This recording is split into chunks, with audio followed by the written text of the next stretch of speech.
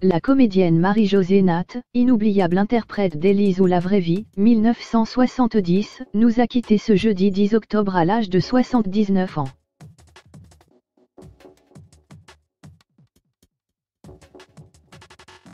Si elle laisse derrière elle son troisième mari, Serge Révani, elle a rejoint un comédien avec qui elle avait vécu un amour longtemps resté secret, Victor Lanoux.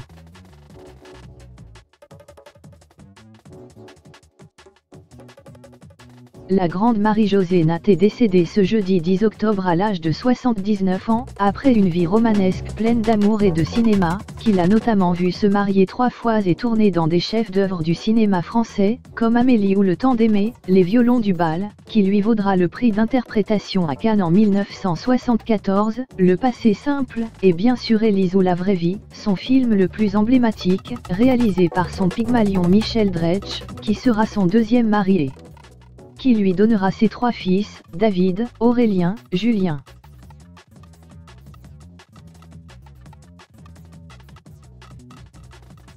Si l'actrice avait déjà épousé le comédien Roger Dumas au début de sa carrière pour un premier mariage éclair, 1960 à 1961, puis en 2005 en troisième noce l'écrivain Serge Révani, 91 ans, auteur notamment d'Ultime Amour, en hommage à sa femme Marie-Josée, justement, épousée alors qu'il avait 77 ans, et de la célèbre chanson Le Tourbillon de la vie, chantée par Jeanne Moreau dans Jules et Jim de François Truffaut, Marie-Josée était restée mariée 17 ans avec le cinéaste Michel Dretsch.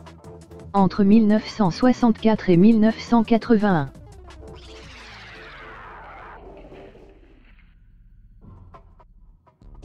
Cependant, cette union ne l'avait pas empêché de vivre une romance passionnelle avec un autre acteur, Victor Lanoux.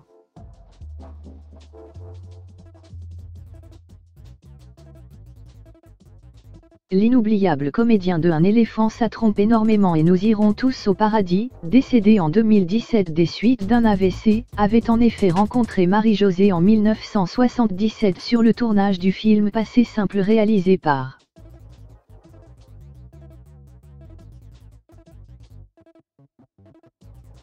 Michel Dretsch, le mari de l'actrice. On ignore si leur relation a débuté lors de cette première rencontre, mais il semblerait qu'ils soient tombés rapidement amoureux et qu'ils aient d'abord vécu leur romance en secret, jusqu'au divorce de Marie-Josée et Michel en 1981.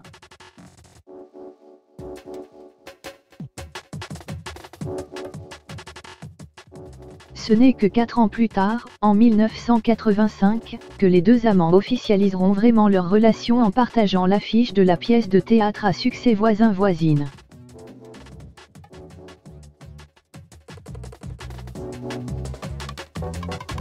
Interrogée à l'époque par le magazine Paris Match, Marie-Josée évoquera cette expérience théâtrale avec son homme, comme une véritable renaissance. Nous nous enrichissons encore plus de partager une même aventure professionnelle.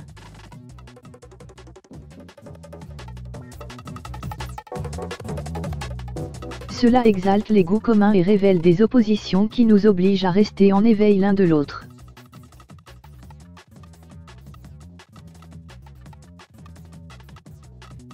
Victor est un homme bon, un homme vrai et sa gentillesse est irrésistible.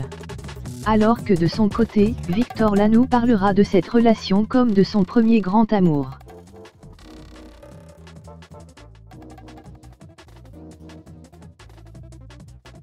Il y a quelques années, dans les pages de télé 7 jours, le célèbre Louis La Brocante revenait d'ailleurs sur cette expérience théâtrale et leur histoire d'amour. C'est une pièce à l'image de notre vie.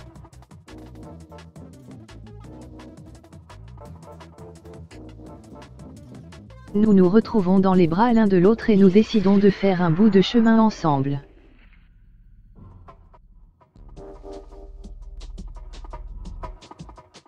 Dans les années 80, les deux comédiens vont ainsi vivre une vie paisible de famille recomposée.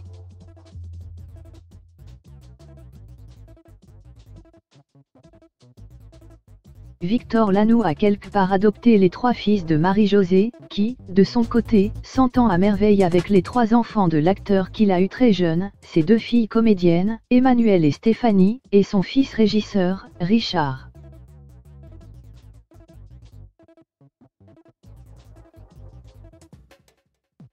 mais à la fin des années 80, le couple se sépara, aussi secrètement qu'il est né. Je ne peux pas davantage expliquer notre rupture que je ne pouvais justifier notre couple, confiait encore Victor Lanoux quant à ce premier grand amour.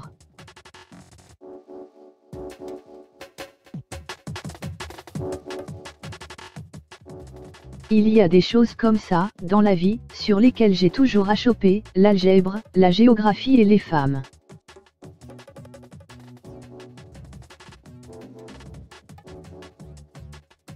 La suite. Victor Lanoux se mariera avec la réalisatrice Véronique Langlois, qui le dirigera de nombreuses fois dans Louis la Brocante, alors que Marie-Josée attendra quelques années avant de repasser devant le maire, en 2005, pour la 3e fois, avec son ultime amour, Serge Révani.